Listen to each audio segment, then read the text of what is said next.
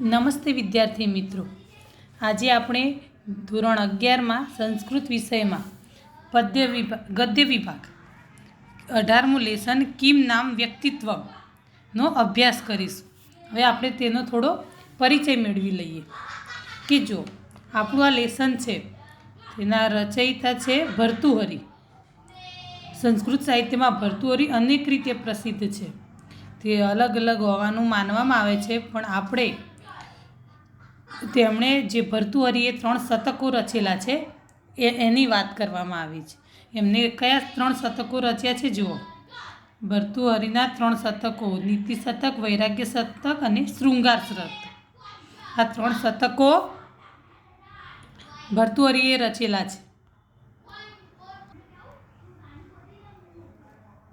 તો એમના 3 શતકોમાં આપણું જે આ પ્રસ્તુત લેસન છે કિમ નામ વ્યક્તિત્વ એનો નીતિ શતકમાંથી લેવામાં આવ્યો છે. એનો એક જે શ્લોક છે આ લેસનમાં એ નીતિ શતકનો છે. આ આપણે MCQ ક્વેશ્ચન માટે યાદ રાખવાનું છે. બાકી આ લેસનમાં વ્યક્તિત્વની વાત કરવામાં આવી છે કે કિમ નામ વ્યક્તિત્વ મતલબ ખરેખર વ્યક્તિત્વ શું છે. વ્યક્તિત્વ મતલબ ઓળખ. આપણે આપણા વ્યક્તિત્વને કઈ રીતે બહાર લાવવું જોઈએ, એની માટે કેવા પ્રયત્નો બધા કરતા હોય છે. સંત મહાપુરુષો કોને આપણે કહીએ છીએ, તો એ બધી આમાં ડિટેલ્સમાં વાત કરી છે. હવે આપણે આપણો લેસન તરફ જઈશું. જો એમાં છે પહેલું આપણું લેસન સ્ટાર્ટ થાય છે કે સર્વેષાં જનાનામિયમ કામના ભવતી યદસ્મદીયમ વ્યક્તિત્વ મહત સ્યાત. તો જો સર્વ માનવોની આ ઈચ્છા હોય છે કે અમારું વ્યક્તિત્વ મહાન થાય. મતલબ કે દરેક લોકોને પોતાનું વ્યક્તિત્વ મહાન બનાવવું હોય છે. બધાને પોતાની એક અલગ ઓળખ ઊભી કરવી હોય છે. જો સાંપ્રતિકે સમાજે તું વ્યક્તિત્વસ્ય નિર્માણાય જનઃ વિશેષતઃ પ્રયત્નરતા સંતિ. સાંપ્રતિકે મતલબ આધુનિક જમાનામાં, અત્યારનો જે સમાજ છે એમાં, કે આધુનિક સમાજમાં તો વ્યક્તિત્વના નિર્માણ માટે લોકો ખાસ કરીને પ્રયત્નશીલ રહે છે. મતલબ પ્રયત્નો કરતા રહે છે. વિવિધેન ઉપાયન વિવિધયા ચ ક્રિયાએ તે સ્વકીયમ વ્યક્તિત્વમ વિકાસિતુમ પ્રયત્નતે. જુદા જુદા ઉપાયથી અને જુદી જુદી ક્રિયાથી તેઓ પોતાના વ્યક્તિત્વને વિકસાવવા પ્રયાસ કરે છે.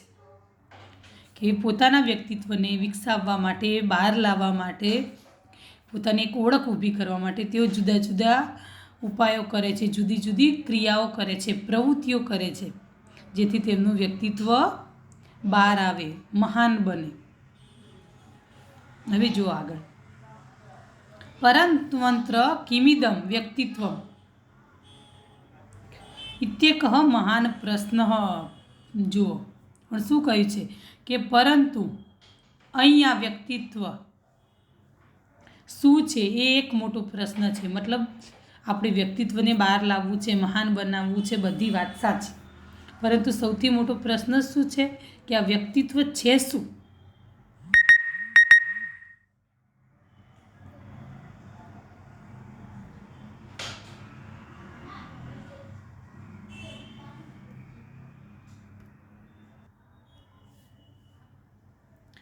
અસ્ય પ્રશ્નસ્ય સર્વસંમતમ ઉત્તરમ ન સંભાવ્યતે.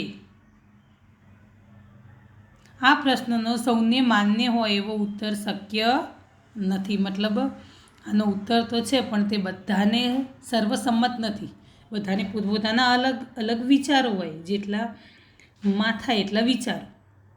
એ બધા પોતપોતાની રીતે એની ડેફિનેશન અલગ અલગ આપતા હોય. વસ્તુતઃ માનવીયસ્ય વ્યક્તિત્વસ્ય સ્વરૂપમ વિભિન્નમસ્તિ. હકીકતમાં માનવીય વ્યક્તિત્વનું સ્વરૂપ જુદું હોય છે. તથાપિ યાવત પર્યંતમ વ્યક્તિત્વસ્ય સ્વરૂપમેવ નાવગચ્છામઃ તાવત પર્યંતમ કથમ નામ વ્યક્તિત્વસ્ય નિર્માણાય પ્રયત્ન સંભવતી. જો શું કીધું છે, યાવત પર્યંતમ મતલબ જ્યાં સુધી, અને તાવત પર્યંતમ મતલબ ત્યાં સુધી. જો તો પણ જ્યાં સુધી વ્યક્તિત્વના સ્વરૂપને જ આપણે નહીં જાણીએ ત્યાં સુધી કેવી રીતે વ્યક્તિત્વના નિર્માણનો પ્રયત્ન શક્ય થશે. મતલબ આપણે વ્યક્તિત્વના સ્વરૂપને પહેલાં જાણવું પડશે, તો જ આપણે તેનું નિર્માણ કરી શકીશું. હવે જો આપણે આગળ જોઈએ. જો સંસ્કૃત સાહિત્ય ભર્તુહરિ નામના સુપ્રસિદ્ધેન કવિરત્ને નીતિશતકમ, વૈરાગ્ય શતકમ, શૃંગાર શતકમ ચેતી શતકત્રયમ વિરચિતમસ્તિ. અંડરલાઈન કરી દેજો તમે બધા. જો સંસ્કૃત સાહિત્યમાં ભર્તુહરિ નામના સુપ્રસિદ્ધ કવિએ નીતિશતક, વૈરાગ્ય શતક અને શૃંગાર શતક એમ 3 શતકો રચ્યા છે. તત્ર નીતિશતકે એક સુપ્રસિદ્ધ શ્લોક વર્તતે. તેમાં નીતિશતકમાં એક સુપ્રસિદ્ધ શ્લોક છે. તદ્યથા તે આ પ્રમાણે છે. જો વિપદી ધૈર્યમ અભ્યુદય ક્ષમા સદસી વાક્પટુતા યુધિ વિક્રમ યશસી ચાભિરુચિ વ્યસનમ શ્રુતો પ્રકૃતિ સિદ્ધમિદમ હિ મહાત્મનામ. જો શું કીધું છે કે આપત્તિમાં ધૈર્ય, ઉન્નતિમાં અભ્યુદય મતલબ ઉન્નતિ, વિપત્તિ મતલબ આપત્તિ, તકલીફ, વિપત્તિઓ એ બધું થાય એનો મતલબ. તો આપત્તિમાં ધૈર્ય, અભ્યુદય ક્ષમા મતલબ ઉન્નતિમાં ક્ષમા, સદસી વાક્પટુતા મતલબ સભામાં વાણી ચાતુર્ય, યુધિ વિક્રમ યુદ્ધમાં પરાક્રમ, યશસી ચાભિરુચિ યશ મેળવવાની બાબતમાં અભિરુચિ, અને વ્યસનમ શ્રુતો અને શાસ્ત્ર શીખવાનું વ્યસન. આ બધું મહાપુરુષોને સ્વભાવથી જ સિદ્ધ હોય છે. મતલબ તેમનો સ્વભાવમાં જ આ બધું હોય છે કે આપત્તિ મતલબ કોઈ પણ તકલીફ આવે ત્યારે ધીરજ રાખવી, ઉતાવળા બની જવું નહીં. કારણ કે જે ટાઈમ છે એ ગમે ત્યારે જવાનો જ છે. પછી એ સુખ હોય કે દુઃખ હોય, મતલબ તકલીફમાં આપણે ડરવું જોઈએ નહીં, ધીરજ રાખવી કે ખરાબ સમય છે તો એક દિવસ જતો રહેશે. પછી એ રીતે પ્રગતિમાં ક્ષમા મતલબ આપણો સારા દિવસો છે તો બધાને ઉપર ક્ષમાભાવ રાખવો જોઈએ, કોઈનો તિરસ્કાર કરવો જોઈએ નહીં. જો સભામાં વાણી ચાતુર્ય મતલબ કોઈ સભામાં બેઠા છીએ બધાની સાથે તો એમાં વાણી ચાતુર્ય મતલબ આપણને બોલવાનું આવડતું હોવું જોઈએ. મતલબ બોલતા મતલબ આપણે જીભ ઉપર કંટ્રોલ, કઈ રીતે આપણે બોલવું, વાક ચાતુર્ય હોવું જોઈએ આપણામાં, એની વાત કરી છે. કે પછી યુદ્ધમાં પરાક્રમ મતલબ યુદ્ધમાં પરાક્રમની જરૂર હોય છે, તેમાં વાક ચાતુર્યની જરૂર નથી, ખાલી બોલવાવાળાનું કામ નથી. યુદ્ધમાં પરાક્રમ હિંમતની જરૂર છે. પછી યશ મેળવવાની બાબતમાં અભિરુચિ મતલબ યશ મતલબ નામના મેળવવાના રુચિ હોવી જોઈએ. મતલબ તમારે મનથી ઈચ્છા હોવી જોઈએ કે તમારે નામના મેળવવી છે. બાકી કોઈ પરાણે તમને કોઈ બાબતમાં મોકલે તો એ નકામું છે. તમારે પોતાની પણ ઈચ્છા હોવી જોઈએ એમાં. અને આગળ છે કે શાસ્ત્ર શીખવાનું વ્યસન મતલબ કે શાસ્ત્ર શીખવું મતલબ વિદ્યા શીખવી, એના માટે વ્યસન હોવું જોઈએ. વ્યસન મતલબ જો કે આપણને કોઈ પણ બાબતનું વ્યસન છે, જેમ કે આપણે સવારે ઉઠીએ એવું આપણને ચા પીધા વિના મૂડ ના આવતો હોય, ઘણાને એવું હોય છે, તો એક જાતનું વ્યસન કહેવાય કે જ્યાં સુધી ચા ના પીવે ત્યાં સુધી એમનો મૂડ ના આવે, એટલે એક જાતનું વ્યસન થઈ ગયું. તો આપણે પણ વિદ્યા મેળવવા માટે આવું વ્યસન બનાવી દેવું જોઈએ કે જ્યાં સુધી આપણે નક્કી કર્યું છે એક ટાર્ગેટ કે હું આજે આટલું ભણીશ, આટલું શીખીશ, તો એ જ્યાં સુધી પૂરો ના થાય ત્યાં સુધી આપણને ચેન પડે નહીં. આ એક આપણું વ્યસન કહેવાય કે એ ટાર્ગેટ નક્કી કર્યો એને ફિનિશ થાય, પૂરો થાય તો જ આપણને ચેન પડે. ત્યાં સુધી આપણે બેચેન રહી કે ના કંઈક અધૂરું રહી ગયું છે એવું આપણને ફીલ થવું જોઈએ. આ વ્યસન કહેવાય. તો આ બધી બાબતો મહાપુરુષો જે છે, સજ્જન માણસો, સત્પુરુષો, એ બધામાં સ્વભાવથી જ સિદ્ધ હોય છે. મતલબ પ્રકૃતિ કુદરતી રીતે જે બધામાં હોય, અને એટલે જ આપણે એમને મહાત્માઓ, મહાપુરુષો કહીએ છીએ. હવે જો આપણે આગળ જોઈએ. અસ્મિન શ્લોકે કવિના મહાત્મના પ્રકૃતિ સિદ્ધમ વ્યક્તિત્વમ વર્ણિતમસ્તિ. આ શ્લોકમાં કવિએ મહાત્માઓના સ્વભાવે સિદ્ધ એવા વ્યક્તિત્વનું વર્ણન કર્યું છે. तच्चेत्तम अवगंतव्यम जीवने प्रत्येकम जनेन विपदः अभ्युदयस्य च साक्षात्कारः करणीयो भवति અને તે આ પ્રમાણે સમજવું જોઈએ। જીવનમાં દરેક માનવે આપત્તિનો અને ઉન્નતિનો સામનો કરવાનો રહે છે। મતલબ સુખ અને દુઃખ તમારી જિંદગીમાં આવતા જતા રહે છે। કોઈ વાર સુખ આવે, કોઈ વાર દુઃખ આવે, તો બંનેમાં આપણે એક સમાન રહેવું જોઈએ, ધીરજ રાખવી જોઈએ, આપત્તિમાં અને ઉન્નતિમાં ક્ષમા રાખવી જોઈએ। તત્ર વિપદિ ધૈર્યમ ધરણીયમ ભવતી અભ્યુદય ચ ક્ષમા કરણીયા ભવતી। જો આપત્તિમાં ધૈર્ય ધારણ કરવાનું હોય છે અને ઉન્નતિમાં ક્ષમા કરવાની હોય છે। કર્તવ્યમાચરતા જનેન કદાચિત સદસી યુદ્ધે વા સ્થિતિ કરણીયા ભવતી। કરવા યોગ્ય કાર્યને આચરતા માનવે ક્યારેક સભામાં કે યુદ્ધમાં રહેવાનું હોય છે। મતલબ કોઈ વાર એવી પણ આવે, આપણે કોઈ યુદ્ધ કરવા નથી જવાનું, પણ તમારી જિંદગીમાં કોઈ વાર એવા પણ પ્રસંગો આવે યુદ્ધ જેવા, તો એનો સામનો આપણે હિંમતથી કરતા હોવા જોઈએ, એમ કરવો જ જોઈએ। તો જો તત્ર સત્સી વાક્પટુતા આચરણીયા ભવતી યુદ્ધે ચ વિક્રમ પ્રદર્શનીયો ભવતી। જો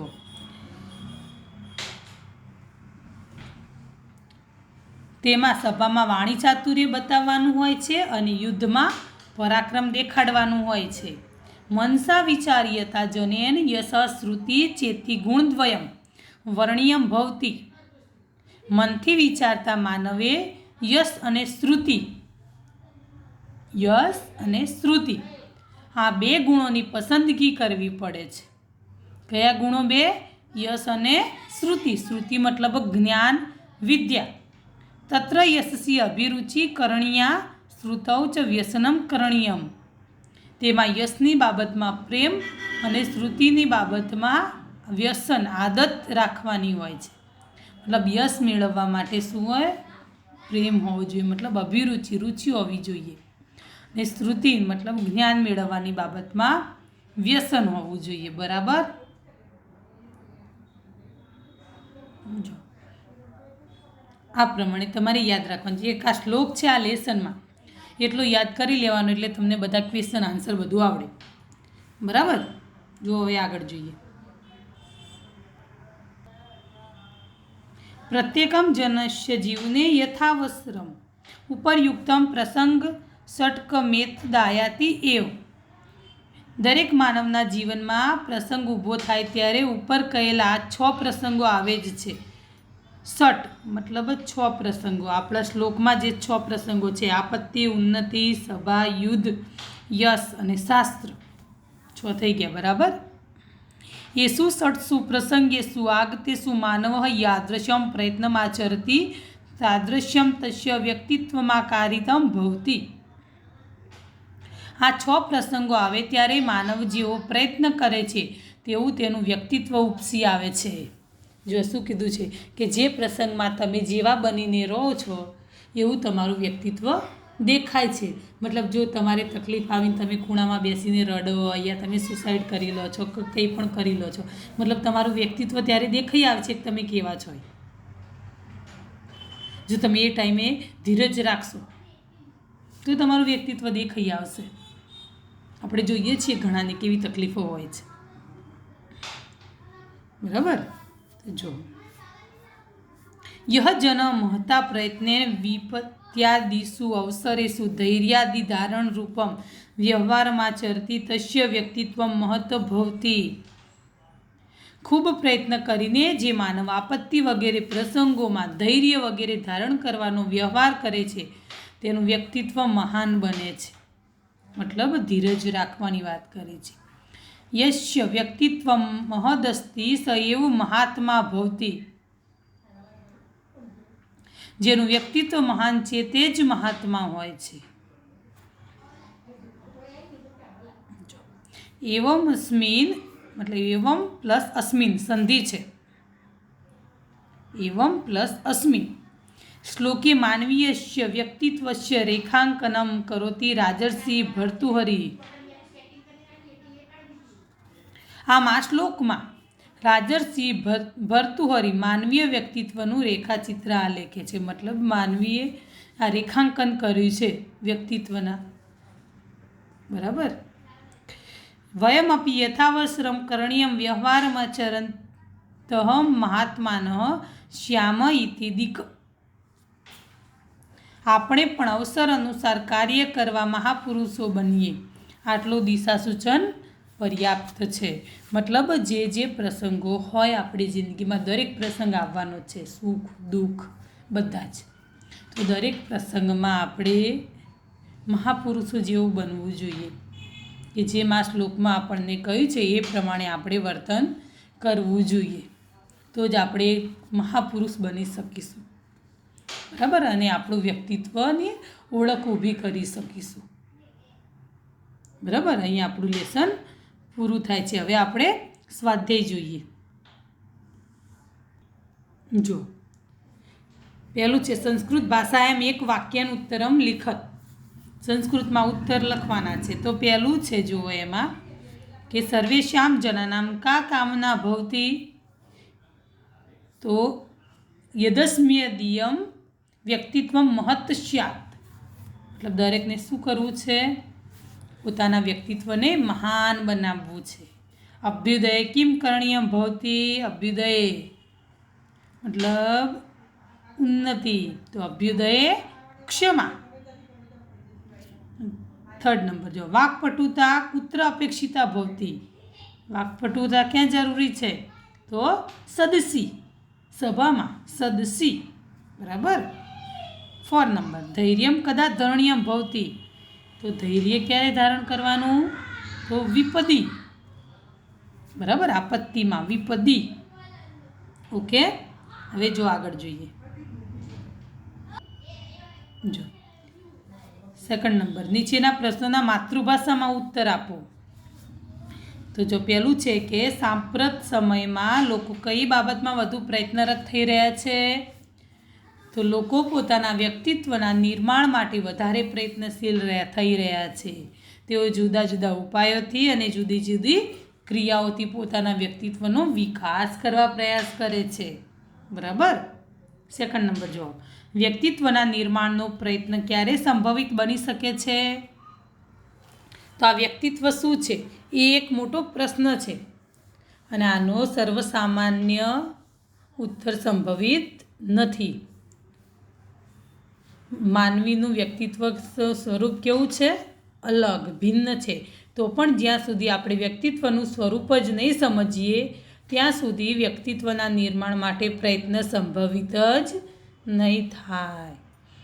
થર્ડ નંબર જો રાજર્ષિ ભર્તુહરિ રચિત શતકો કેટલા છે અને કયા કયા? તો કેટલા છે? 3 શતકો છે. નીતિ શતક, વૈરાગ્ય શતક અને શૃંગાર શતક. બરાબર.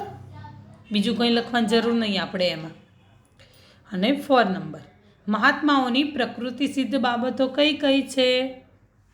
તો વિપત્તિમાં ધૈર્ય બતાવે છે, ઉન્નતિમાં ક્ષમા આચરે છે, સભામાં વાકચાતુર્ય બતાવે છે, યુદ્ધમાં પરાક્રમ દર્શાવે છે, યશ મેળવવાની બાબતમાં રુચિ બતાવે છે અને શ્રુતિમાં મતલબ જે વિદ્વાનોને સજ્જનોને સાંભળવાનું હોય, જ્ઞાન મેળવવાનું હોય એમાં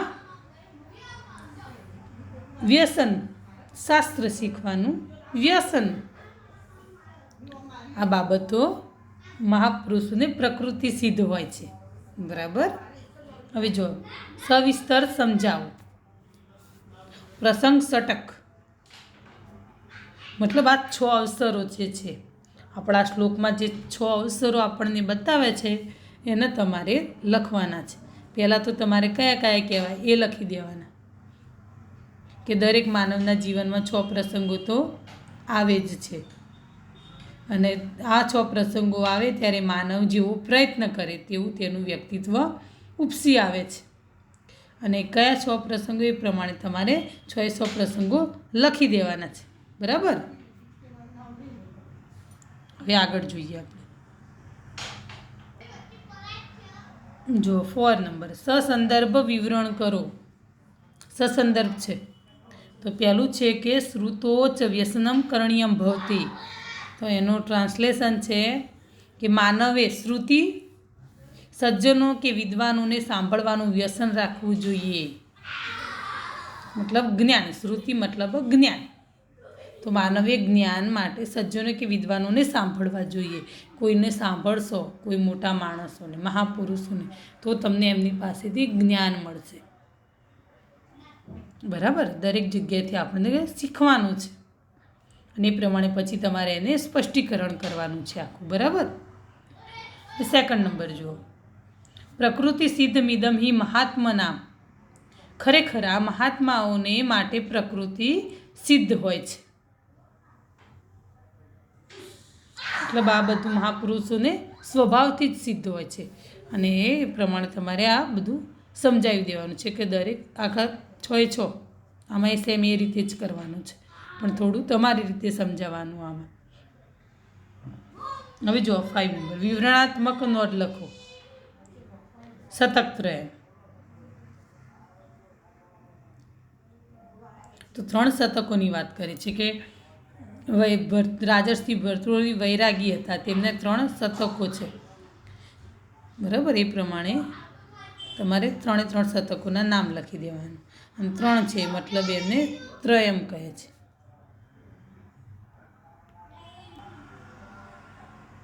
પછી સેકન્ડ નંબર છે નીતિ શતકમ. નીતિ શતક તો 3 શતકો ભર્તૃહરિ રચેલા છે, એમાંથી એ 3 શતકોના નામ લખવાના. પછી એમાંથી લખવાનું કે એક નીતિ શતક છે. નીતિ મતલબ સદાચાર, સદવ્યવહાર. બરાબર, અને એ રીતે તમારે એને સમજાવી દેવાનું છે. આમાં તો 2, 3, 4, 5 લીટીઓ લખો તો ચાલે એમ. બરાબર. પછી શ્રુતિ છે. શ્રુતિ મતલબ જ્ઞાન. બરાબર, તો હંમેશા સજ્જનો કે વિદ્વાનોને સાંભળવાનું વ્યસન રાખવું જોઈએ, જ્ઞાન મેળવવું જોઈએ. આ બધું તમારે લખવાનું છે એમાં. પછી ગુણદ્વયમ. ગુણદ્વયમ મતલબ 2 ગુણો, દ્વયમ મતલબ 2 ગુણો. તો માનવી યશ અને શ્રુતિ એ 2 ગુણો છે કે મનથી જે વિચારે છે એ માણસના 2 યશ અને શ્રુતિ, આ 2 ગુણો છે. યશ મેળવવાની બાબતમાં અભિરુચિ રાખવી અને શ્રુતિના વિષયમાં વ્યસન રાખવું એ બુદ્ધિશાળી માણસે પોતાના જીવનમાં અપનાવવા જેવા ગુણો છે. બરાબર, આ રીતે તમારે લખી દેવાનું છે. હવે જુઓ, અહીં આપણું લેસન પૂરું થાય છે. બરાબર, તમારે નોટ્સમાં લખી દેવું આ લેસન.